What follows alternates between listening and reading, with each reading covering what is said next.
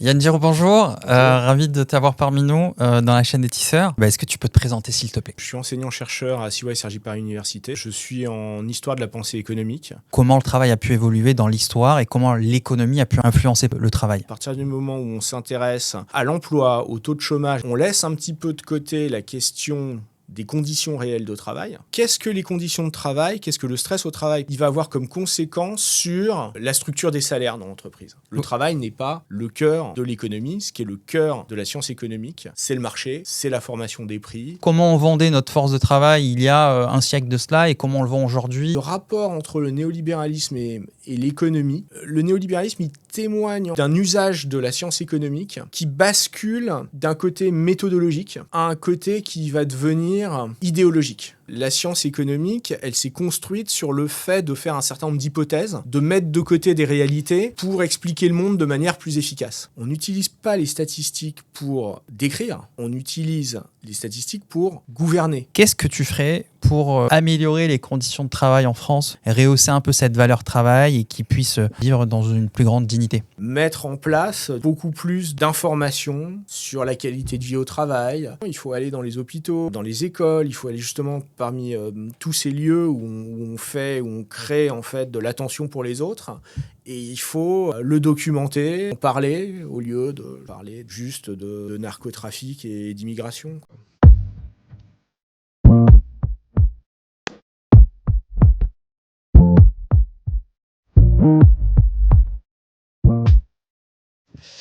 Yann Giraud, bonjour. Ravi de t'avoir parmi nous dans la chaîne des tisseurs. Est-ce que tu peux te présenter, s'il te plaît? Ouais, donc je suis enseignant-chercheur à CY Cergy Paris Université, qui s'appelait avant Université de Cergy-Pontoise, donc on est à Cergy. Je suis en histoire de la pensée économique. Je m'intéresse à l'histoire de la discipline économique, la manière dont les économistes ont traité ou n'ont pas traité un certain nombre de sujets avec un certain nombre d'outils. Voilà, j'ai commencé à m'intéresser à l'histoire de la visualisation en économie et j'ai un intérêt pour tout ce qui est le tournant néolibéral en économie et dans la société en général. Trop bien, merci. Sache que je t'ai invité parce que je pensais qu'il était primordial de parler du travail par le prisme de l'histoire de l'économie, puisque l'économie a eu un impact assez significatif sur le travail tel qu'il est aujourd'hui et tel qu'il a évolué au fur et à mesure des siècles. L'idée est la suivante, c'est que le travail d'il y a 500 ans, 400 ans, 300 ans n'a absolument rien à voir avec aujourd'hui. Le travail a beaucoup évolué. D'ailleurs, aujourd'hui, on parle plus d'emploi que de travail. Le geste qui était associé au travail aujourd'hui, il est un peu plus automatisé. Est-ce que tu pourrais nous faire une synthèse assez succincte de comment le travail a pu évoluer dans l'histoire et comment l'économie a pu influencer le travail? Ok. Alors que les choses soient claires, moi je m'intéresse à l'histoire des savoirs sur l'économie. Donc ça ne veut pas forcément dire que parce que l'économie a traité du travail d'une manière ou d'une autre, ça veut dire qu'il était réellement comme ça. Okay. C'est-à-dire que la science économique, pour se développer, elle a... Comment dire ça? Elle a un peu connu son succès, son succès en tant que science sociale.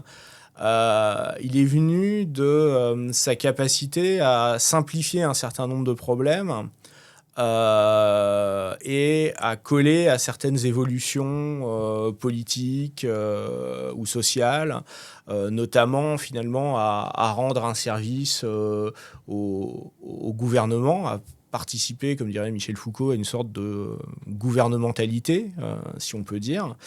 Et au passage, il y a un certain nombre de choses qui ont été éludées, ou en tout cas transformées. Et le travail en fait sans doute partie. Quand tu disais dans la question qu'il y avait cette idée que l'économie s'intéressait plus à l'emploi qu'au travail lui-même, c'est effectivement une de ces évolutions, une des choses qui, au fil du temps, ont été ignorées d'une certaine manière ou contournées parce que le but de la théorie économique, c'était pas forcément celui de décrire le travail tel qu'il était, mais à partir surtout du 19e siècle, le but de la théorie économique, ça a été de devenir une sorte de physique sociale et une théorie de la formation des prix. Pourquoi les prix sont tels qu'ils sont? Et parmi ces prix-là, il y a un prix en particulier qui est le salaire, qui est donc la rémunération du travail. Et à partir de ce moment-là, il me semble, peut-être que d'autres experts de la question pourraient me contredire, mais il me semble que le travail, comme beaucoup d'autres choses dans l'économie, il se retrouve réduit à sa portion transactionnelle, à sa portion marchande. Pour faire un parallèle, en économie, il y a un sujet qui n'est pas très présent et qui a été laissé à d'autres disciplines, à la sociologie, à la gestion, au marketing, etc. C'est la consommation. Ce qui intéresse l'économiste, c'est pourquoi est-ce que quelqu'un a envie d'acheter un bien à un certain prix et pourquoi une entreprise voudrait vendre ce bien à ce prix. Une fois que la transaction a eu lieu et qu'on a acheté le bien, que ce bien il soit utilisé d'une certaine manière ou d'une autre, qu'on le jette dans une poubelle ou qu'on le garde toute sa vie, ça n'a pas toujours d'intérêt. Donc si on fait le parallèle avec le travail, c'est la même chose. À partir du moment où on s'intéresse au niveau des salaires, à partir du moment où on s'intéresse à l'emploi, au taux de chômage, etc., on laisse un petit peu de côté la question des conditions réelles de travail comme faisant partie d'une autre discipline. Ça n'a peut-être pas toujours été le cas.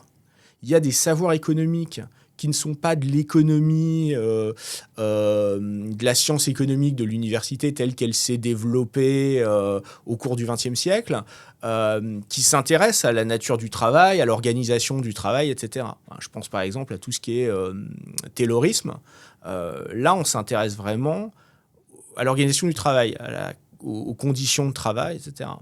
Mais à partir du moment où l'économie elle est partie sur autre chose, sur d'autres questions, que ce soit des questions microéconomiques, la formation des prix, ou que ce soit des questions plus macroéconomiques, voilà, quel est le taux de chômage, eh bien, l'organisation réelle du travail, ça n'a plus trop intéressé les économistes. De même que la nature de l'entreprise, même s'il y a un article très célèbre de Ronald Coase qui s'appelle « La nature de la firme » et qui ne parle pas vraiment de la nature de la firme. En tout cas, pas au sens... Alors, je pense qu'on y reviendra un peu parce que j'imagine qu'on va un peu parler de néolibéralisme et que c'est un aspect qui est très important. En fait, Ronald Coase nous dit la firme commence là où le marché s'arrête. C'est-à-dire que dans tout choix qu'un entrepreneur pourrait avoir, ça revient à la question, est-ce que je fais moi-même la chose, en tout cas je la fais faire par mon organisation, par l'entreprise, ou est-ce que je la fais faire par le marché? Pour le dire autrement, est-ce qu'on le fait en interne ou est-ce qu'on sous-traite? Si on sous-traite, c'est le marché. Donc, on est dans une transaction avec des coûts de transaction. Si on le fait dans l'entreprise, il y a des coûts d'organisation. Et quelque part, l'économie, c'est l'étude des transactions.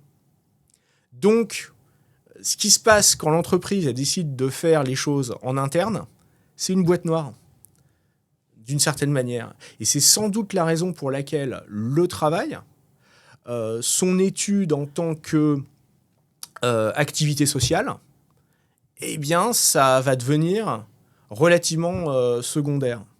Par exemple, pour vérifier que je disais pas trop de bêtises, j'ai essayé de chercher des articles récents qui parlent de conditions de travail, qui parle de stress au travail. Ces articles, ils font partie, disons, d'un tournant assez récent en économie, qui est un tournant un peu plus appliqué, un peu plus empirique. Donc on est moins dans la théorie économique. Donc déjà, ça explique ça. Si on n'était que dans la théorie économique, je suis pas sûr que le stress au travail, on puisse l'intégrer dans la théorie, par exemple. Donc c'est plutôt des études empiriques. Mais en fait, ces études empiriques, ce qui les intéresse particulièrement, c'est qu'est-ce que les conditions de travail, qu'est-ce que le stress au travail, par exemple, il va avoir comme conséquence sur la structure des salaires dans l'entreprise. Donc en fait, encore une fois, ce qui est central, c'est vraiment le salaire, c'est le prix, c'est l'emploi, c'est pas la structure même du travail. Okay. Alors évidemment, il y a des économistes de l'emploi ou des économistes du travail qui ont des études sûrement autour de ces questions et qui seraient sans doute ravis de me contredire. Mais justement, le fait que l'économie du travail se soit devenue quelque part une sous-division, un champ en fait, dans un domaine qui est plus général, qui est celui de l'économie, montre aussi la marginalisation de cette question-là. En fait, ce n'est qu'une spécialité comme une autre, finalement. Le travail n'est pas le cœur en fait de l'économie. Ce qui est le cœur de la science économique, c'est le marché, c'est la formation des prix. Et au niveau macroéconomique, c'est des questions comme la croissance, les fluctuations, l'inflation, etc. Et finalement, pas tellement le travail. Ça, on va laisser cette question-là à d'autres personnes. Ouais, alors, c'est intéressant puisque tu parles du fait que l'économie s'intéresse surtout sur la marchandisation et les échanges marchands, concrètement, que ce soit des services ou du produit. Ce qu'on remarque, c'est que le travail est également un échange de marchandises. Oui. Cet échange-là a beaucoup évolué au fur et à mesure de l'histoire économique et des sociétés. Est-ce que tu aurais une vision sur comment ça a évolué, cette marchandisation, et concrètement, comment on vendait notre force de travail il y a un siècle de cela et comment on le vend aujourd'hui et comment s'est déroulée cette évolution-là en fait? Alors là, je suis vraiment pas un spécialiste de ce type de questions, donc faut être très honnête. Mais ce qui est évident, et ça nous amènera justement à cette question sans doute du néolibéralisme dont on va parler, c'est qu'il y a eu un moment, en tout cas, où dans les sociétés développées, le travail s'est changé plutôt de gré à gré. Avec des contrats individuels, avec des travailleurs qui pouvaient être des journaliers. Et puis pour tout un tas de raisons, avec la révolution industrielle, il a été important, je pense, pour certaines entreprises, de réaliser que il y avait trop de turnover ou que en fait, on avait peut-être besoin de faire autre chose. Donc il y a eu une certaine forme de paternalisme qui a fait que la relation de travail, elle était un petit peu différente. Alors, ça ne veut pas dire que tous les entrepreneurs étaient bienveillants, mais en tout cas, il y a eu une compréhension que s'il fallait réaliser un certain nombre de choses, il fallait aussi faire plus que juste être dans le contrat. Ça pouvait revenir, on pense, je sais pas moi, au coron, des choses comme ça. Il faut loger les travailleurs, etc. Disons que au XXe siècle, notamment dans le cadre de l'État-providence, une partie de cela, finalement, c'est pas tant l'entreprise qui va le faire, en tout cas pas directement. Ça va se faire plutôt au niveau d'accords de branche, de négociations salariales, et puis aussi avec l'aide de tout un système social, tout un système de sécurité sociale, etc. Tout ce qu'il y a eu un petit peu en plus, cette protection, ça a été plutôt assuré par l'État, par les syndicats, etc. Et avec le tournant néolibéral, y a clairement une destruction de ce modèle. Il y a une nouvelle figure qui apparaît, qui est celle de l'auto-entrepreneur, parce que ça fait partie de cette vision néolibérale du travail que finalement on est tous et toutes des auto-entrepreneurs, des auto-entrepreneuses, et donc d'une certaine manière, sous couvert de ce qui pourrait être présenté comme une forme de choix rationnel et d'émancipation, etc., on déconstruit cette relation de travail. Parce que si au lieu d'avoir un salarié avec lequel j'ai un certain nombre d'obligations sociales, mais même au sens vraiment propre du terme, c'est-à-dire que l'entreprise, c'est une société dans la société. Voilà, c'est une société. Il y a une structure sociale, il y a une hiérarchie, etc. Si je remplace ça par de la sous-traitance, par de l'auto-entrepreneuriat, j'ai plus aucune obligation vis-à-vis de ce salarié, en fait. Enfin, ce salarié qui n'en est d'ailleurs plus un vis-à-vis de cette personne-là. On est juste de nouveau dans la contractualisation et dans la transaction. Donc, voilà, pour moi, c'est ça la principale évolution qu'on va trouver. En tout cas, c'est un peu comme ça que je le vois. En tout cas, si on reste sur une période assez courte, je ne pourrais pas trop parler de ce qu'était le travail, on va dire, je ne sais pas, sous l'Ancien Régime, il y a des spécialistes pour ça, mais en tout cas, sous la Révolution industrielle, voilà, on est vraiment passé du gré à gré à quelque chose de plus socialisé. Et maintenant, en fait, on a l'impression qu'on a la déconstruction de ça par cette idéologie et cette pratique, parce que c'est à la fois de l'idéologie et de la pratique, le néolibéralisme, néolibéral, quoi. Voilà. Justement, quel est l'intérêt de ce système néolibéral, justement, de casser toute cette logique collectiviste qui a émergé pendant l'État-providence et qui aujourd'hui va vers une logique d'individualité, notamment l'auto-entrepreneuriat étant une photographie parmi tant d'autres. Quel est son intérêt d'aller dans cette voie-là ? Alors ça, c'est vraiment une bonne question. C'est une bonne question parce que, en fait, ça amène une question qui est de plus en plus posée par les gens qui s'intéressent au néolibéralisme. Parfois même en finissant par dire il faut arrêter d'utiliser le terme néolibéralisme, il est utilisé à toutes les sauces, etc. On notera que pour l'instant, on n'a pas vraiment défini le terme, et je pense qu'on voit à quoi ça correspond. Définis-le, vas-y, s'il te plaît. Alors, ok, donc je fais un petit détour, mais il faut qu'on pense à répondre à cette question quand même qui je pense, est intéressante. Le néolibéralisme, il y a plein de définitions possibles, mais... donc, il y a différents aspects. Sur le plan, effectivement, un peu politique, c'est une entreprise de démantèlement de l'État-providence. Donc, le néolibéralisme, il se définit par rapport à ce qu'il critique. Ce qu'il critique, c'est la montée en puissance de l'État suite à la Grande Dépression des années 30. Et l'idée, en fait, de revenir à un libéralisme d'avant cette période-là, d'avant cette crise, mais sur des modalités différentes, dans lesquelles l'État reste très présent dans l'économie, mais l'État n'est pas là pour protéger les individus, il est là au contraire pour garantir que le marché et la concurrence fonctionnent à plein. Voilà, donc c'est ça, si on veut, d'une certaine manière, là, ce qui se rapprocherait le plus du néolibéralisme originel.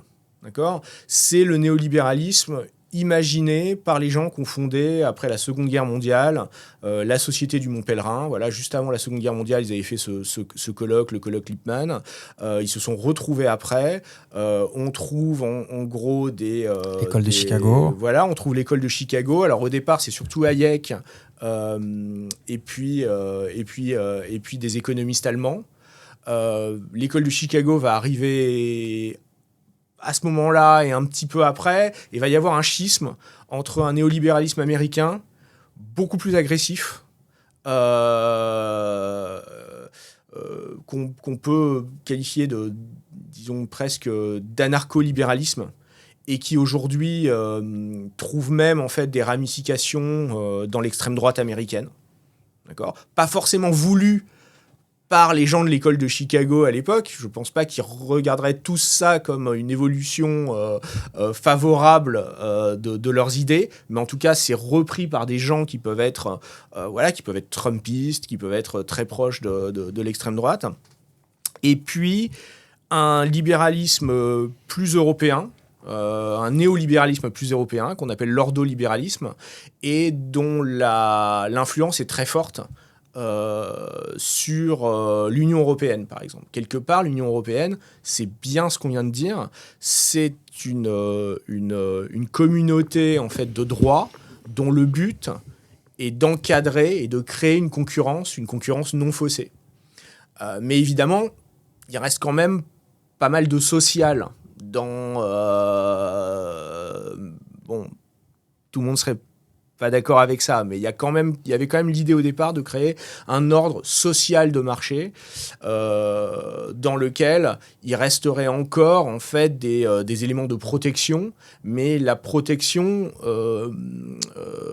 vue comme une manière aussi de permettre la concurrence et le marché. C'est-à-dire que pour que les gens puissent avoir les transactions qu'on veut, il faut quand même qu'ils aient un certain filet de protection. Mais c'est pas protégé en fait pour des raisons purement sociales, mais protégé comme ce qui permet de créer cet ordre de marché, cet ordre de la concurrence. Donc ça, c'est le néolibéralisme. D'une certaine manière, le rapport entre le néolibéralisme et l'économie, parce que souvent on dit le néolibéralisme et la science économique, c'est pas pareil. Et c'est vrai que tous les économistes sont pas nécessairement des néolibéraux. Mais quelque part, le néolibéralisme, il témoigne en fait d'un usage de la science économique qui bascule d'un côté méthodologique à un côté qui va devenir beaucoup plus idéologique. Je vais donner un exemple très simple. Milton Friedman. J'ai expliqué que la science économique, elle s'est construite sur le fait de faire un certain nombre d'hypothèses, de mettre de côté des réalités pour expliquer le monde de manière plus efficace. Une de ces simplifications, c'est de dire l'entreprise est essentiellement en fait une entité qui maximise son profit. Quand les économistes disaient ça, jusqu'à peu, ils ne voient pas ça comme quelque chose de bien ou quelque chose de souhaitable. C'est juste une hypothèse. Je pose l'hypothèse que l'entreprise maximise le profit. Et voyons ce que le modèle, pour simplifier, je veux dire la théorie économique, mais la modélisation et la théorie, c'est pas exactement la même chose, c'est pas grave. Voilà ce que le modèle, en fait, nous raconte quand on fait l'hypothèse de maximisation de profit. Donc c'est une hypothèse.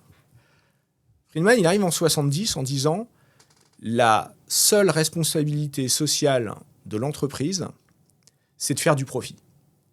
Et il ne le dit pas dans un article d'économie, à l'attention d'autres économistes. Il le dit dans le New York Times, à l'attention du grand public. Et là, ça devient politique. Là, en fait, on est dans un truc où on ne dit pas la maximisation du profit, c'est juste une simplification, c'est une hypothèse simplificatrice. On sait que ce n'est pas vrai, mais c'est une hypothèse qui peut permettre de dire des choses intéressantes sur comment se forment les prix, etc. Non, là, il en fait quelque chose de souhaitable. Il en fait quelque chose qui, pour lui, doit être une bonne chose. C'est une bonne chose que l'entreprise ne s'intéresse qu'au profit. En gros, ce qu'il dit derrière, c'est tout ce qu'on appelle la RSE, la responsabilité sociale de l'entreprise, tout ça, c'est une chimère, c'est rien du tout. Alors, ce qui est intéressant, c'est pourquoi il dit ça, en fait. Et voilà. Donc là, ça nous amène effectivement à ta question. On est arrivé, on a rebouclé. Je suis content. Ça aurait pu. C'est quel est le but de ça ? Exactement. Et alors ? Le but et le pourquoi, c'est important. Ouais. Le pourquoi, on n'est pas dans la tête de ces gens. Donc c'est très compliqué. Mais soyons honnêtes, je pense qu'il y a quelque chose de profondément trompeur dans cette théorie. En fait, elle se présente comme une nouvelle rationalité, comme quelque chose qui va créer de l'efficacité économique, quelque chose qui va permettre de gouverner. On va gouverner par la concurrence, on va gouverner par le marché, etc.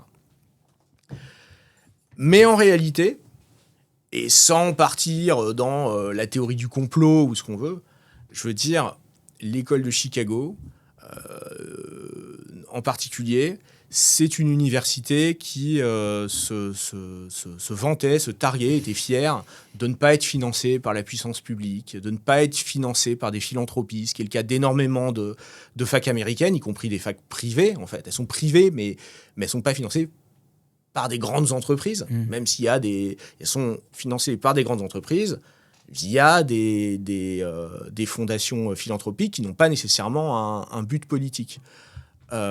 Chicago et le néolibéralisme, c'est financé par des entrepreneurs qui ont un but politique, qui veulent vraiment se débarrasser en fait de tout ce que Roosevelt a mis en place, le New Deal, etc., et qui croient vraiment que la grande entreprise est l'avenir de l'économie. Et là, il se passe un énorme schisme, y compris dans l'école de Chicago.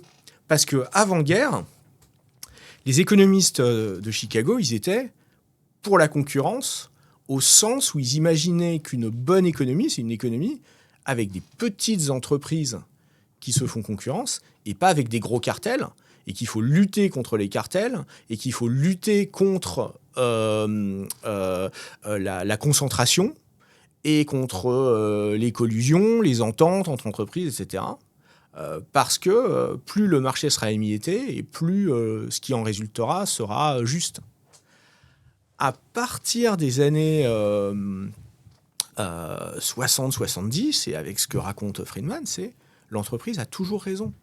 Même si l'entreprise, c'est une entreprise en monopole, une grosse entreprise qui a énormément de pouvoir, qui domine le marché. Et clairement, Friedman disait, oui, par chance, en fait, mais mon idéologie allait de pair avec mon expertise économique, avec ma science. Mais il est quand même très difficile de prendre ça au sérieux. Je pense que c'est vraiment quelqu'un qui avait un but politique, qui croyait dans la force de la grande entreprise, qui avait il y a une haine de l'État. Et cette haine de l'État, elle passe un peu par ça. Mais ce qui est assez paradoxal, c'est que cette haine de l'État dont tu parles, qui émanerait de Friedman, ouais. Aujourd'hui, on voit que le néolibéralisme est tenu à bout de bras par les différents États, en fait. Mais oui, c'est tout le paradoxe, en fait. C'est là où c'est aussi une série de propositions qui sont très contradictoires, en fait, quand on y réfléchit. En ce moment, sur le plan notamment macro, les néolibéraux, ce qu'ils ont à la bouche tout le temps, c'est l'innovation. L'innovation, l'entrepreneur, c'est éventuellement la personne qui innove. Et la baisse des dépenses aussi. Voilà, exactement. Sauf si c'est pour fournir des subventions à des innovateurs, et de préférence en leur demandant pas trop de comptes derrière. C'est quand même un peu ça. Tout ce qui est... c'est un peu ce qu'on fait en France avec le C2I, le CCR. Exactement. Voilà. Et quand même, les études qui ont été faites prouvent que ça marche pas tant que ça. Et c'est assez intéressant parce qu'on demande à l'État, en fait, d'agir pour financer des innovateurs ou des innovatrices. Mais ensuite, on crée, d'un point de vue, disons, plus culturel, cette figure de l'entrepreneur ou de l'entrepreneuse self-made person qui devrait tout à à du travail ou à un génie ou à une intelligence particulière, alors que beaucoup de choses, c'est grâce à l'État. Je veux dire, Internet, les grosses technologies, etc., c'est les conséquences du complexe militaro-industriel d'après-guerre. Ça a été développé par l'armée. C'est de l'argent public qui a développé ça. Et les grands entrepreneurs, effectivement, qui emploient des gens qualifiés, ils les emploient aussi parce que il y a quand même une éducation publique qui existe. Justement, à ton avis, pourquoi on a créé cette mythologie autour de l'entrepreneur? Quelle était l'issue de cela, en fait? Pourquoi on a voulu ériger comme des sauveurs de la nation ou des génies, comme tu peux le dire, des entrepreneurs tels qu'Elon Musk ou tu vois, en France, on a souvent cet écueil quand tu vas commencer à vouloir critiquer, par exemple, un Bernard Arnault. Il y a une frange de la population qui va dire mais Bernard Arnault, il crée des emplois en France. Non, t'as raison. C'est vraiment, je crois que c'est quelque chose que. Alors. Je peux pas te répondre à la question du pourquoi. Le pourquoi, c'est toujours une question très... voilà, ça hante un peu la question du pourquoi, parce que le pourquoi, c'est plus facile de répondre à la question du comment, en tout cas. Mais c'est clair qu'il y a, par tout un biais de petites, disons, de réseautage. Voilà, tous ces gens qui sont partis en fait de la société du Mont Pèlerin, etc. Ils ont fini par créer des think tanks. Puis après, ils ont créé des filiales de ces think tanks. La société du Mont Pèlerin, c'est déjà en soi un think tank. Et puis tous ces gens-là, ils interviennent dans les entreprises, ils interviennent parfois auprès des journalistes, etc. Et donc, en fait, on se retrouve dans un discours qui est devenu effectivement très commun. Et le résultat, c'est que paradoxalement, il y a un certain populisme dans ce néolibéralisme. En fait, ça plaît un peu aux gens parce que, et je pense que les adversaires de ce néolibéralisme, ils ne devraient pas disons, ignorer ou sous-estimer ce pouvoir-là, en fait. C'est-à-dire que y a encore des gens pour lesquels je pense que ça a un sens, en fait, ce mythe-là. Et il continue, en fait, à continuer. Je pense qu'on le voit quand on a des figures culturelles qui viennent de la banlieue, par exemple, des banlieues qui commencent à avoir beaucoup de succès. Il peut arriver qu'un certain nombre d'entre eux disent « Oui, ça, de toute façon, mon succès, je ne l'ai pas dû à l'État. Voilà, il n'est pas dû à ça. Je ne dois pas à l'État. » Ça continue, en fait, je pense, encore à être important. Mais la raison du pourquoi... Moi, j'ai une théorie à te soumettre. Tu vas me dire ce que tu en penses.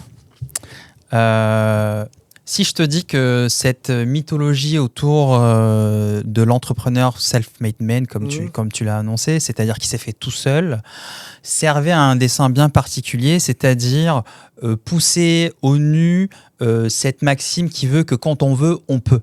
C'est-à-dire que tout est entre nos mains et qu'il suffit de se lever tôt le matin, de traverser la rue, comme dirait une personne qui est proche de nous. Je parle d'Emmanuel Macron qui a dit ça. C'est-à-dire faire infuser dans l'opinion publique, dans les travailleurs que, en fait, dans ce monde-là néolibéral, quand on se lève tôt, quand on travaille dur, eh bien, on peut être un self-made man et avoir ce succès à la sauce néolibérale, c'est-à-dire avoir une entreprise immense et gagner beaucoup, beaucoup d'argent. Est-ce que tu ne penses pas que justement cette mythologie de l'entrepreneuriat sert à ce dessin-là? Alors, oui, mais là, tu me parles de dessin, tu vois, comme s'il y avait un plan, en fait. Là, j'en reviens à ce que j'allais dire avant de faire cette longue... ce long détour, j'arrive plus à savoir, et aujourd'hui les gens qui s'intéressent au néolibéralisme n'arrivent plus à savoir s'il y a un plan, en fait. Là, il y a un bouquin récent, par exemple, d'un historien américain qui s'appelle Quinn Slobodan et qui parle en fait de la dernière un peu transformation de la pensée néolibérale qui finalement s'est éloignée de plus en plus de l'économie et qui utilise plutôt le darwinisme social, la théorie de l'évolution, des choses comme ça pour justifier en fait ce qui est fait. En gros, l'idée, c'est de justifier les inégalités par des différences naturelles, en fait. Donc voilà, avec tout ce qu'on peut imaginer.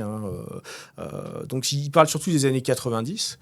Et il a appelé en fait son bouquin Hayek's Bastards, les bâtards d'Hayek.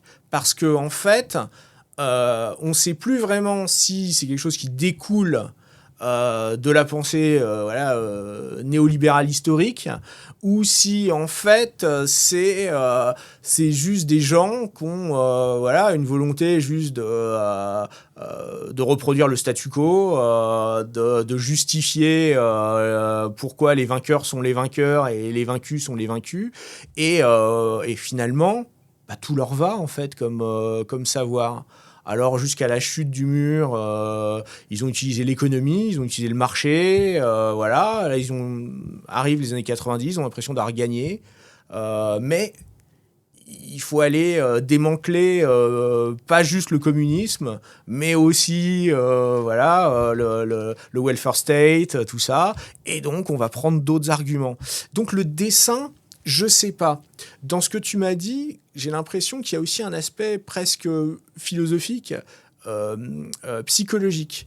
Là, pour le coup, c'est intéressant parce que j'ai été assez critique au début. J'ai dit ce que l'économie disait pas. Mais récemment, notamment les économistes des inégalités, type Piketty et compagnie, ils se sont beaucoup intéressés sur comment les individus perçoivent leur place dans la hiérarchie sociale. Par exemple, on demande à des gens où est-ce qu'ils s'imaginent dans la structure des revenus. Je donne un cours sur l'économie des inégalités. Enfin, j'ai arrêté de le faire, mais je le faisais à une époque. J'aimais bien poser des questions comme ça en fait à mes étudiants. Je leur donnais un cas typique. Et je leur disais, à votre avis, ce ménage-là, ce couple sans enfants qui gagne 5 000 € par mois à deux, il est où dans la structure des revenus en France ? Et à l'époque, alors je ne sais pas si ça a bougé depuis, mais ça plaçait ces gens-là en fait dans les 20% des plus riches. Donc moi, mes étudiants, ils n'avaient pas ces idées, ils ne pensaient pas que deux personnes qui gagnaient dans les 2 000 € par mois étaient tout de suite dans les 20% des plus riches. Alors, ils pensaient que c'était... Ouais. La classe moyenne. Ils pensaient que c'était être au milieu. Et donc, d'une certaine manière, ce que ces études-là éprouvent, donc il y a des gens qui sont allés voir, donc on est aux limites de la psychologie et de l'économie, c'est qu'en fait, les gens se placent toujours juste en dessous de là où ils sont. Donc, si on va voir des grands managers qui, en fait, sont dans le top 5%, ils font partie des 5% des gens qui gagnent le plus, eh bien, ils pensent que une classe moyenne, c'est quelqu'un qui gagne juste un peu moins qu'eux. Alors qu'en fait, cette personne qui gagne un peu moins qu'eux, elle est déjà dans le top 10%. Et ainsi de suite, en fait. Les gens... Et donc, il y a peut-être quelque chose un peu comme ça, c'est-à-dire que quand quelqu'un réussit, et en fait, engrange beaucoup de revenus, un revenu très élevé, cette personne... se croit quand même plus pauvre qu'elle est. Donc elle croit encore que si on lui augmente ses impôts ou que elle va se retrouver paupérisée, etc. Alors qu'en fait, ça peut pas arriver. Tout le débat autour de la taxe Zuckman, puisqu'on parlait de Thomas Piketty il y a quelques temps, donc Gabriel Zuckman, c'est un de ses doctorants, et donc maintenant là, il est très présent dans la sphère médiatique à cause grâce à, si on veut, plutôt sa taxe. Comme le disait Thomas Piketty lui-même, cette taxe, c'est rien du tout. C'est un début de commencement de redistribution. On parle de prendre 1 à 2% sur des sommes extrêmement élevées, sur des patrimoines... sur 1800 ménages. Exactement. Et c'est vrai que c'est très intéressant parce que c'est exactement ce que tu disais. Si on regarde en fait des commentaires sur des réseaux sociaux ou des choses comme ça, on va quand même trouver quelqu'un pour défendre ces 1800 ménages dont le niveau de vie est sans commune mesure avec même celui d'un entrepreneur ou d'une entrepreneuse qui réussirait pas mal, ou d'un cadre supérieur qui aurait une très bonne situation. Non, là, on parle de gens dont le niveau de vie est dans une autre sphère, et on va toujours trouver un argument, oui, mais effectivement, ces personnes-là créent des emplois, oui, mais ces personnes-là pourraient décider d'arrêter d'investir en France, etc. Quand bien même, c'est quand même une étude. Je veux dire, la vraie critique qu'on peut avoir sur la taxe Zuckman, c'est est-ce que ça va changer grand-chose ? Sans doute non, ça ne va pas changer grand-chose. Mais en réalité, ça va pas. Disons que si on pense que ça décourage, je sais pas, les investissements, non, parce que en fait, on parle de gens qui avaient déjà trouvé des moyens pour échapper à l'impôt. Donc si on change rien, bah ils échappent à l'impôt. Donc ils peuvent pas partir plus loin. Hein. Alors, il y a un autre tournant qui est important que j'aimerais que tu nous éclaircisses sur le sujet. Dans le tournant néolibéral, on a également vu un énorme changement structurel sur la polarisation des revenus. C'est-à-dire que quand on regarde il y a plus d'un siècle de cela, l'écart entre l'employé et on va dire le chef d'entreprise ou le propriétaire de l'entreprise était beaucoup moindre à des échelles très importantes par rapport à ce qui peut se passer aujourd'hui. Le cas le plus symptomatique de ces dernières années, c'était notamment le patron de Stellantis qui gagnait un truc comme 600 ou 700 fois plus que le salaire moyen de sa boîte. Alors, est-ce que tu peux nous expliquer comment économiquement on arrive à justifier ces écarts aussi massifs et pourquoi il y a eu un tel changement entre ces différentes périodes de l'histoire ? Alors là, encore une fois, on ne parle pas forcément de la science économique, même si on est vraiment critique, on peut dire qu'un certain nombre d'économistes sont parfois, en fait, servent parfois d'idiots utiles en fait de cette idéologie néolibérale en peut-être d'ailleurs parfois sans en être particulièrement conscient en fait, mais en tout cas chez disons les néolibéraux durs, ceux qui ont vraiment voilà, ceux qui ont d'une certaine manière une volonté de diffuser ces idées néolibérales, il y a vraiment en tout cas parmi les plus extrêmes, une position qui est que nous sommes inégaux. On revient un peu à ce que je racontais sur ce tournant récent du néolibéralisme, qu'il y a des personnes qui sont un peu élues. Chez certains des plus gros entrepreneurs, je pense par exemple à Peter Thiel, ça vire presque à une croyance quasi religieuse. On est presque dans l'eschatologie. On va vers la fin du monde et la technologie sauvera en fait les élus, quoi, qui sont en fait ces grands entrepreneurs ultra riches. C'est presque religieux. C'est une version un peu extrême de cette croyance dont parlait Weber, qui était de dire qu'à un moment donné, voilà, il y a un tournant en fait dans la chrétienté et que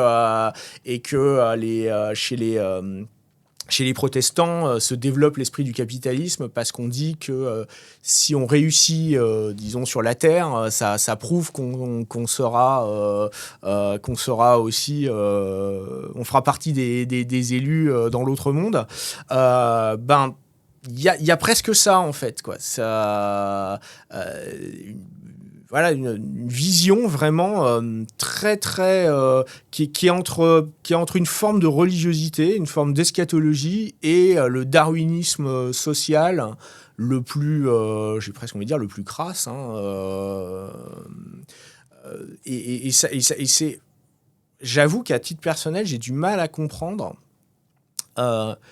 comment ce discours il arrive à s'imposer dans la société.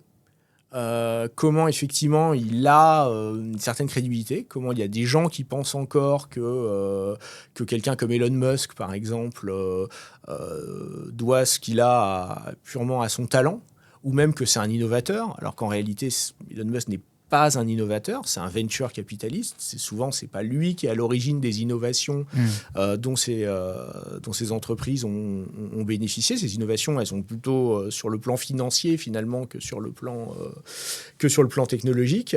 En tout cas, celle qui lui rapporte de l'argent. Et je ne sais pas en fait pourquoi ce discours-là il fonctionne, pourquoi ce mythe il continue encore de se développer. Et sur les écarts de rémunération, économiquement, sauf erreur de ma part, les profits des entreprises ont augmenté de manière très significative au fur et à mesure des décennies. Et pour autant, ce partage de la richesse de ces entreprises-là s'est concentré toujours plus à l'endroit des dirigeants et des actionnaires. Est-ce que tu penses que la pensée économique a une influence, une incidence sur justement ce partage de la richesse, puisque l'économie est également là pour... Alors, jusqu'à ce que justement des gens comme Anthony Atkinson, Piketty, et donc aujourd'hui Zuckman, etc., se réintéressent à la question des inégalités, la question des inégalités n'était pas au cœur de l'analyse économique. C'est vraiment quelque chose qui va revenir en force dans les années 90. Donc, on s'intéressait à la croissance économique et aux déterminants de la croissance, avec l'idée que l'innovation est le déterminant principal de la croissance économique, et pas tellement aux effets que ça allait avoir. C'est l'école Agion, ça, qui vient de gagner notamment le prix Nobel. Voilà, un petit peu, c'est un petit peu effectivement Agion. Et c'était ça qui était au cœur. Et la question de... ça l'est toujours, effectivement, puisqu'il vient d'avoir un prix Nobel. Alors, pour des travaux qui datent, maintenant, Agion et Ouid, c'est assez vieux, mais effectivement, voilà, c'est au cœur, puis ça donne une certaine tribune, parce que du coup, on l'a entendu en parler énormément, mais c'est vrai que cette vision-là, elle s'intéresse pas tellement à la question des inégalités. Et parallèlement, la pensée, en tout cas dans l'Occident, y compris l'Occident social-démocrate, voilà, pas que chez les néolibéraux, c'était sur le plan plus philosophique la pensée rawlsienne. C'est-à-dire qu'une bonne distribution du revenu, c'est celle qui profite aux plus pauvres. Et que donc finalement, ce qui devait être central, c'était pas la lutte contre les inégalités, c'était la lutte contre la pauvreté. Or, c'est vrai que alors, il n'y a pas d'effet de déversement, il n'y a pas ça marche pas. Par contre, là où ça marche, c'est que c'est vrai que la croissance économique, tirée par ces ultra-riches, par ces innovations, etc., elle a permis effectivement de réduire le nombre de personnes qui sont sous le seuil de pauvreté. Donc, il y a moins dans beaucoup de pays, il y a moins d'ultra-pauvres. Ouais. Voilà. Et donc, d'une certaine manière, on s'est focalisé là-dessus. Et justement, ce que quelqu'un comme Anthony Atkinson, qui était un peu le mentor de Piketty, en partie, disait, c'est que nous, on ne peut pas se focaliser là-dessus, parce qu'au bout d'un moment, on va avoir un problème qui n'est pas un problème économique. Donc lui, il sortait de l'économie pour justifier ça, qui est en fait un problème social. C'est qu'on ne peut pas vivre dans une société où il y a de tels écarts d'inégalité, ne peut pas être une société où il y a de la cohésion. Et donc ça, c'est intéressant parce que justement, il avait réalisé, et je pense que maintenant, Thomas Piketty est aussi dans cette idée-là, on n'est pas que sur la question de l'économie, c'est pas sur la question de, l'augmentation des inégalités économiques est un problème économique, l'augmentation des inégalités économiques est un problème social, c'est un problème de société. Et donc, on doit lutter contre les inégalités, pas juste parce que ça va améliorer l'économie, parce que on va pouvoir recréer un système social un peu type keynésien, ou à la limite c'est l'inverse, c'est le meilleur des mondes de l'intervention de l'État, mais c'est aussi une certaine forme de mythe, c'est-à-dire l'idée on va redistribuer de l'argent des riches vers les pauvres, et les pauvres, ils vont consommer, et leur consommation va relancer l'économie, etc. Bon, ça, c'est beau, mais malheureusement, on s'est rendu compte que ça marchait pas complètement. Mais ce que des gens comme Piketty vont dire, ok, ça marche pas, mais il faut quand même réduire les inégalités, et il faut réduire les inégalités parce que de trop grosses inégalités, c'est un problème en soi. C'est un problème philosophique, politique, c'est pas un problème économique. Donc finalement, si on veut un peu comme ça schématiser l'opposition, voilà, entre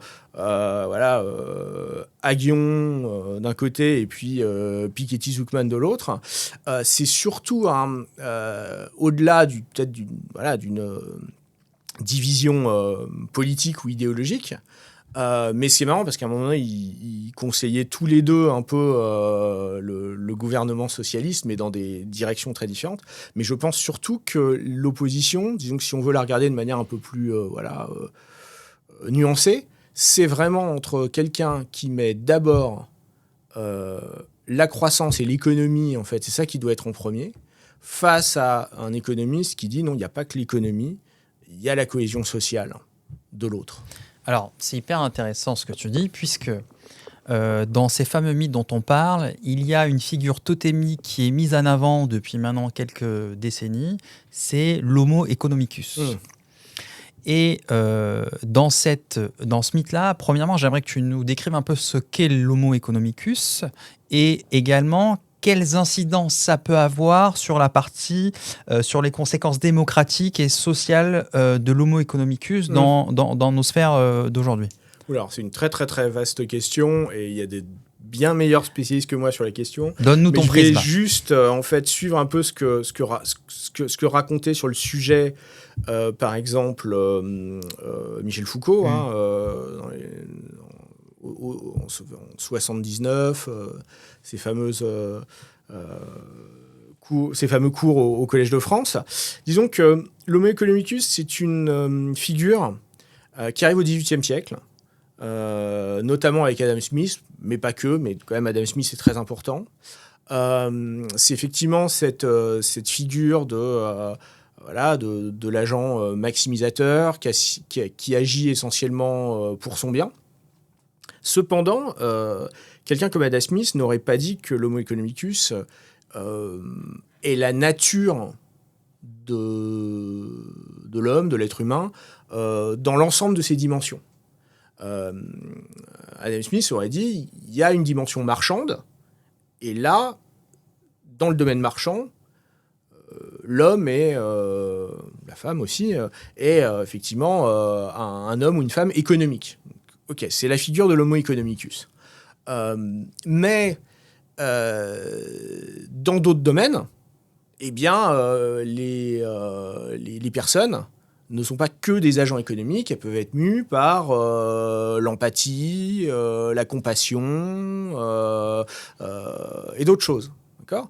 Donc finalement, Adam Smith nous disait, il y a son fameux ouvrage, La richesse des nations, mais il y a aussi la théorie des sentiments moraux, et en fait, les deux ne se contredisent pas, c'est juste que la richesse des nations, ça parle de l'économie, et la théorie des sentiments moraux, ça parle d'autre chose que seulement l'économie. Et donc, Smith, il isole une sphère qui est la sphère économique et qui est séparée du reste. Ce que les néolibéraux ils vont faire, qui est différent d'Adam Smith et de ses premiers économistes, c'est qu'ils vont dire, non, en fait, l'homme est un agent économique en toute chose, et même sur des domaines non économiques, il réfléchit économiquement.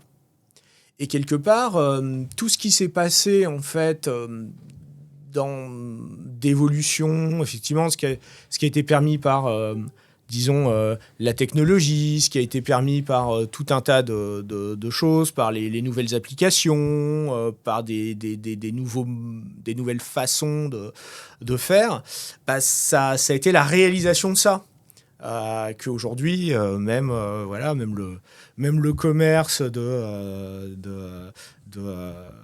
je sais pas moi, des rencontres amoureuses, il est régi comme un marché, en fait, comme un autre, avec des gens qui raisonnent d'abord économiquement, plutôt que sur des affects non économiques. Et ça, voilà, je pense que c'est ça la différence. Cette figure de l'homo economicus, elle émerge vraiment au XVIIIe siècle, mais les personnes qui le développent pensent qu'elle ne représente pas l'ensemble de la société. Et petit à petit, en fait, au XXe siècle, on va dire, non, en fait, c'est cette rationalité, ce calcul rationnel, il s'applique à toutes les étapes de la vie. Et ça, c'est important parce que ça a un rapport avec tout ce dont on boucle un peu la discussion sur cet auto-entrepreneuriat, etc. Parce que finalement, on va dire, même l'éducation, c'est du marché. Je ne vais pas à l'université parce que j'ai envie d'apprendre des choses. Je vais à l'université parce que je veux acquérir du capital humain. Et donc, d'une certaine manière, je suis un entrepreneur de moi-même. J'investis à l'université pour avoir du capital humain. Et on va avoir ça dans tous les domaines, dans la santé, dans l'amour, dans tout un tas de choses. Tout à l'heure, tu disais que l'entreprise, pendant le tournant Hayek, était vu plus comme un centre de profit, alors qu'il a également un objet politique. Est-ce que tu pourrais nous dire quelles peuvent être les conséquences de cette entité politique dite entreprise sur les sujets des institutions, de la participation citoyenne, de l'aspect démocratique que ça peut avoir? Oula, je suis pas sûr de complètement saisir ta question, mais selon ma réponse, je pense que d'une certaine manière, cette vision néolibérale, elle est profondément antidémocratique. D'accord, on a dit que l'ennemi, c'était l'État-providence, mais quelque part, je ne sais pas si c'était vraiment l'ennemi, mais en tout cas, la conséquence de ça, c'est vraiment quelque chose d'antidémocratique. Voilà, une société qui est dirigée par des chefs d'entreprise, par des innovateurs, lesquels ont à cœur aussi de s'émanciper non seulement des gouvernements, mais même de l'idée d'un territoire national. Maintenant, ils veulent créer des villes, ils veulent créer des freedom cities, ils veulent aller sur sur des îles. Je ne sais pas si tu as vu que l'Union européenne voulait créer un 28e État numérique où les entreprises pourraient installer leur siège social et avoir un cadre légal à part des nations telles qu'elles sont aujourd'hui. Ouais, c'est néolibéralisme 101. On est vraiment dans la base de l'idée. On va créer une réglementation, on va créer un ordre de marché. Exactement. Pour continuer de développer le marché. Et on va créer une nation, pas sur une communauté d'intérêts, pas sur l'envie d'être ensemble, mais uniquement sur l'économie, quoi. Oui, non, là, on est... et donc, il y a effectivement ça. Et quelque part, c'est contre le social. C'est vraiment le motto de... Voilà, c'est Margaret Thatcher, « There's no such thing as society ». On n'est pas une société, ou en tout cas, si on est une société, on n'est qu'une société de concurrence, de marché, etc. Et donc, il y a quelque chose de profondément antidémocratique. Je peux pas dire grand-chose sur ce que ça... Enfin, si, on peut dire des choses sur ce que ça fait à la société dans son ensemble. D'une certaine manière, effectivement, on veut refuser un certain nombre de choses démocratiques. Quand un peuple décide d'élire un dirigeant socialiste, au sens large du terme, très très vite, toute la planète néolibérale et conservatrice se met en branle pour que ça fonctionne pas, que les réglementations puissent pas être prises, etc. Donc il y a un côté vraiment antidémocratique. On va même refuser quelque part le scrutin si le scrutin ne va pas dans le sens de ce que veulent les néolibéraux. Mais je dirais que ça va aussi contre la démocratie, par exemple, dans l'entreprise. D'une certaine manière, l'entreprise sociale, et je dirais même plus loin, l'entreprise vue comme une société, Après tout, en France, une entreprise, ça n'existe pas. Il n'y a pas le mot entreprise dans le droit. Le mot, c'est société. On est d'accord, on crée une société. Quelque part, les néolibéraux, ils veulent pas de ça. Eux, ils veulent l'entreprise. Ce qui est fondamental, c'est l'entrepreneuriat, les contrats, la concurrence, etc. Mais l'idée de la société, l'idée qu'il puisse y avoir des parties prenantes, plutôt que juste des actionnaires, qui puissent, même le modèle social à l'allemande, ça c'est l'antithèse du néolibéralisme. Donc je pense qu'il y a une volonté de détruire tous les leviers démocratiques, y compris des leviers démocratiques qui ne sont pas des leviers démocratiques du point de vue de la vie politique, voilà, l'élection, etc. Mais les leviers démocratiques qui sont le fait que, dans une organisation donnée, une entreprise, etc., plusieurs groupes ont voix au chapitre. Ça, je pense que c'est vraiment ce qu'on veut éviter. À partir du moment où on a une société d'auto-entrepreneurs qui sont... il n'y a pas de... Il peut pas y avoir de groupe de parole, il peut pas y avoir tout n'est plus que médiatisé par le marché, le prix, la concurrence, etc. Alors, tu vois, dans ce que tu décris là, dans cette individualisation des emplois, il y a eu une parenthèse exceptionnelle à l'échelle mondiale. Je parle du Covid, où pendant cette période-là, on a pu voir que certains métiers dits vitaux, je pense aux éboueurs, je pense aux infirmiers, aux médecins, etc., ont tenu un moment... j'ai envie de dire un peu à bout de bras le pays pendant que une majorité était enfermée chez eux. À ce moment-là, on a vu que ces gens-là qui sont vitaux pour notre pays ont des considérations beaucoup moindres que certains métiers qui sont un peu moins importants.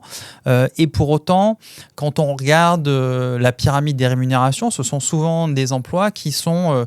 je dirais, sur cette échelle de la rémunération, plutôt en bas qu'en haut. Oui, complètement. Comment tu peux nous expliquer cela d'un point de vue... parce que je pense que c'est une des conséquences du néolibéralisme aussi, peut-être. Alors, c'est sûrement une conséquence du néolibéralisme, mais je pense que là, pour le coup, c'est même plus ancien que ça. D'accord. D'une manière générale, dans un système, capitaliste, alors, je ne sais pas si c'est une intention, mais en tout cas, c'est un résultat.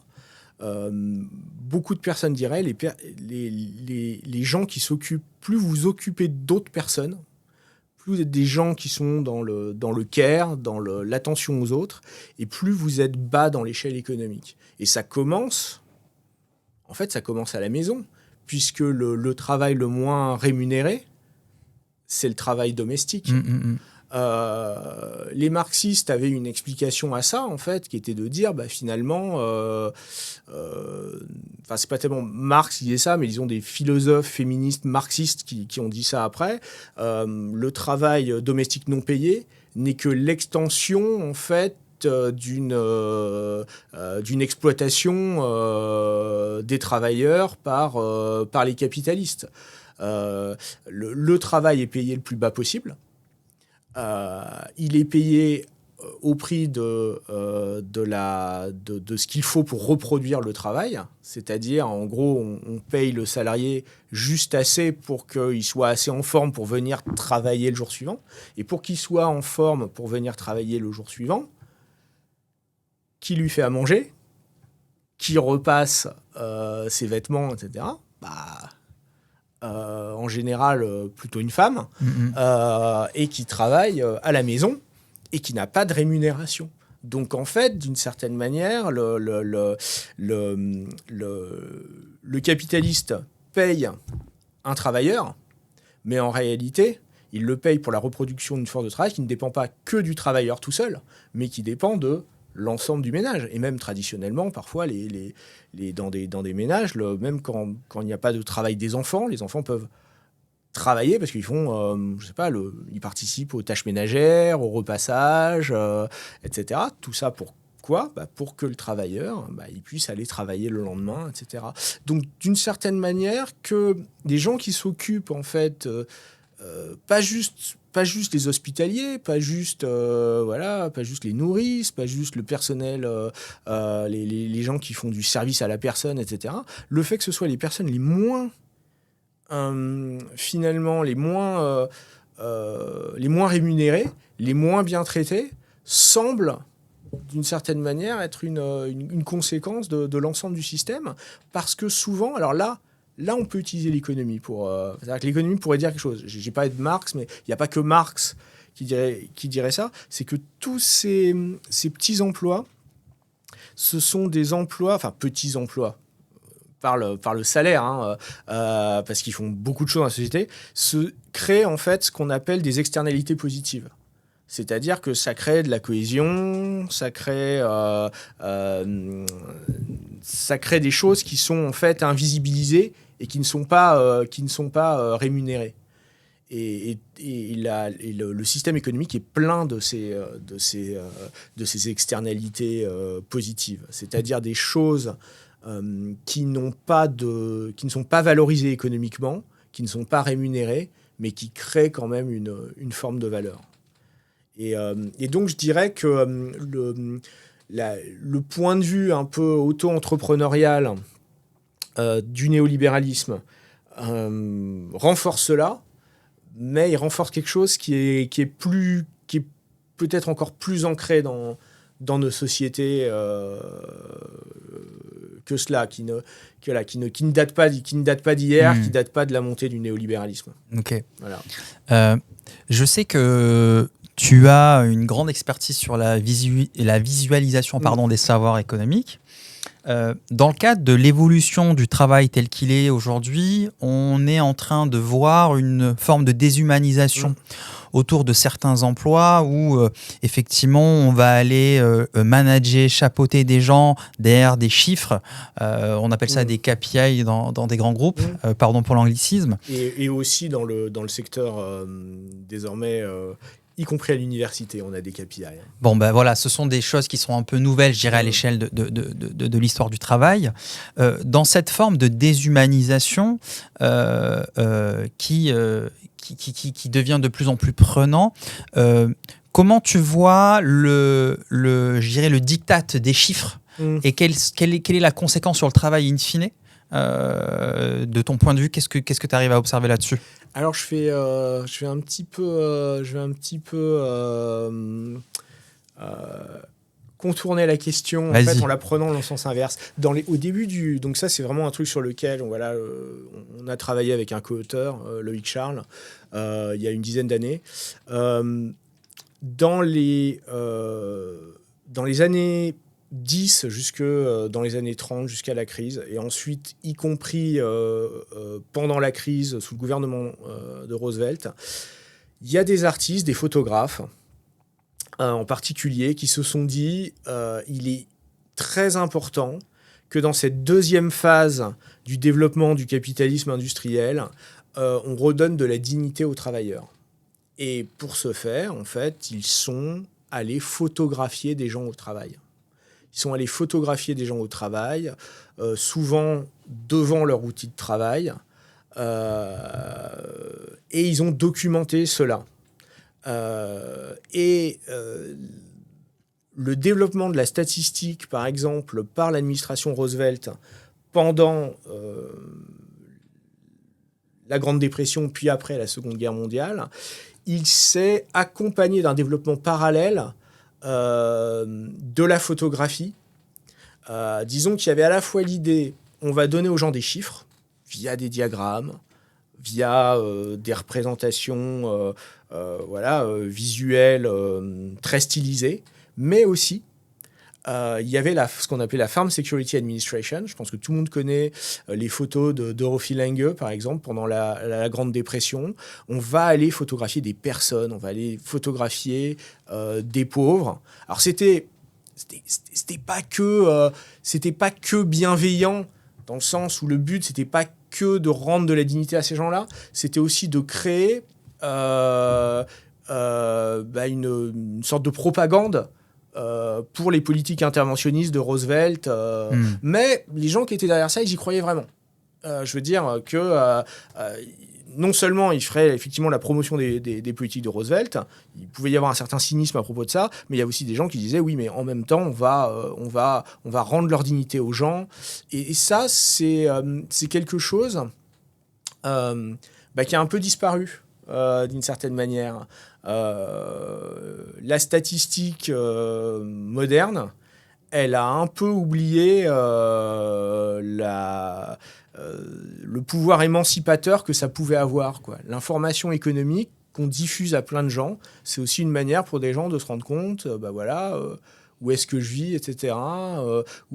Quelle est ma place dans la société, comment est-ce que ça évolue, quelles sont les inégalités. On parlait des inégalités, les gens se trompent sur les inégalités, ils pensent que les inégalités sont moindres qu'elles le sont en réalité, parce que toutes ces courbes qui montrent l'évolution des inégalités, tous ces chiffres, ils sont insuffisamment utilisés comme outil de diffusion auprès du grand public. Non, on préfère utiliser des outils statistiques qui sont pour les dirigeants, pour les marchés financiers, etc. Donc là, il y a une vraie évolution. Il y a aussi autre chose. Alors ça, c'est un chercheur en sociologie et en histoire des savoirs qui a dit ça, qui s'appelle Emmanuel Didier. C'est qu'on a de moins en moins utilisé la statistique pour des visées descriptives, juste pour montrer aux gens comment en fait on est. Mais justement, tu parlais des KPI. On n'utilise pas les statistiques pour décrire. On utilise les statistiques pour gouverner, pour inciter les gens. C'est-à-dire qu'aujourd'hui, par exemple, les statistiques je sais pas, par exemple même de la police, on les utilise pas que pour savoir combien il y a de crimes en ce moment en France, à tel endroit, etc. Non, on les utilise aussi pour dire aux policiers vous en faites pas assez. On les utilise comme outil d'incitation, comme outil de motivation, comme outil de rémunération, d'avancement, etc. Et ce faisant, on perd cette force émancipatrice de la statistique qui devient un outil en fait un outil de contrôle. Exactement, ouais. Il y a une dimension également castrative un peu de cette. Oui, alors après, par exemple, les gens qui sont victimes de ça, les fonctionnaires, par exemple, peuvent, d'une certaine manière, une fois qu'ils comprennent comment le système fonctionne, s'emparer de cette statistique et lui faire dire autre chose que ce qu'elle doit dire. Mais donc c'est pas toujours, disons, il peut y avoir une émancipation dans la castration, si on veut, mais globalement, effectivement, la visée est devenue uniquement une visée, les sociologues diraient performative, c'est-à-dire en fait de créer une performance, de performer l'économie, de la mettre en place et pas juste de la décrire, de l'observer pour la comprendre, pour l'expliquer, etc. Donc je dis pas que c'est la solution, mais disons que si on voulait avoir une économie plus progressiste, une science économique ou une statistique, en tout cas plus progressiste, il faudrait qu'elle retourne à ça, à sa mission en fait éducative, émancipatrice, et qu'elle soit pas juste un moyen de chiffrer les gens, de contrôler les gens, de les mettre dans des cases. Voilà. On se rapproche petit à petit à la fin. J'ai l'impression. J'ai une question qui va un peu sortir de ton cadre professionnel, j'ai envie de dire, de tes expertises. Imaginons que tu as une baguette magique et que tu es à la tête de ce pays, dans un cadre complètement autocratique, d'accord ? Dans cette dystopie-là, qu'est-ce que tu ferais pour améliorer les conditions de travail en France des différentes parties prenantes qui travaillent et en parallèle, comment tu ferais pour justement rehausser un peu cette valeur travail et qu'ils puissent, tu parlais de dignité tout à l'heure, vivre dans une plus grande dignité? C'est une question qui est très compliquée là. Je te donne les pleins pouvoirs. Ouais, mais justement, je suis pas sûr que ce soit quelque chose qui soit là sur ce plan-là. Voilà, on n'a pas dit que du bien des savoirs économiques, etc. Mais il y a quand même quelque chose qui est un peu vrai. C'est qu'une si une simple volonté politique, autocratique servait à résoudre les problèmes économiques, c'est pas aussi simple que ça. Ouais, ce serait pas aussi simple que ça. Moi, je vais un peu botter en touche encore. Ok, vas-y. En disant, pour commencer, il faudrait faire exactement ce qu'a fait Roosevelt. Alors, Roosevelt n'était pas un autocrate. Non. Il a été élu même plein de fois. Donc, il y a une époque où les Américains, ça les embêtait pas trop d'élire un dirigeant avec une volonté progressiste, etc.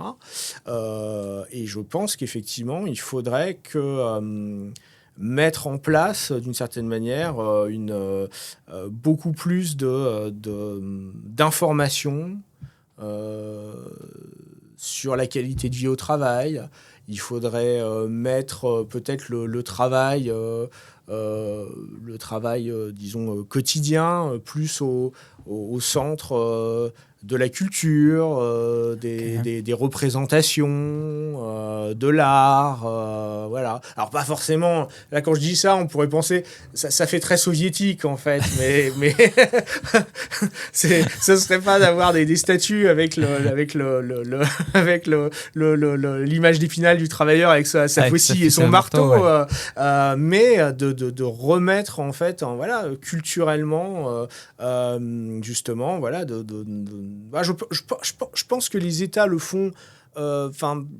Le monde de la culture essaye de le faire aussi quand même, via des expositions, il y a des choses comme ça, mais effectivement, il faut aller dans les hôpitaux, il faut aller dans les écoles, il faut aller justement parmi tous ces lieux où on crée en fait de l'attention pour les autres, et il faut le documenter, il faut en parler au lieu de, je sais pas moi, parler juste de narcotrafic et d'immigration, quoi. Voilà. Allez, je finis, c'est ma dernière question. Quand tu étais enfant, c'était quoi ton métier ? Quel métier tu rêvais de faire ? Alors, enfant, je sais pas. Enfant, je sais pas. Mais j'avais, quand je suis arrivé en 6e, j'avais ma première langue étrangère, était le russe. Ok. J'en ai fait 7 ans, j'ai presque tout oublié. On revient avec l'Union soviétique là encore. Hein. Ouais, alors bizarrement, mais j'ai pas de. Ouais, non, mais il faudrait. Ok, peut-être qu'il y a un impensé. Et en fait, voilà, je pensais être traducteur de russe ou interprète. Ok, voilà. Super métier. Et la seule chose que je me souviens, c'est qu'on nous avait demandé de dessiner un truc pour mon cher métier. J'avais dessiné quelqu'un avec une barbe. Donc la seule chose que je suis arrivé à peu près à réaliser là-dedans, c'est d'avoir une barbe. Voilà. Super. Yann, je te remercie infiniment pour ton temps et tous tes éclaircissements. Et je te dis à bientôt. Et bien voilà. Et puis ravi de voir quels vont être les prochains podcasts. Exactement. Merci encore.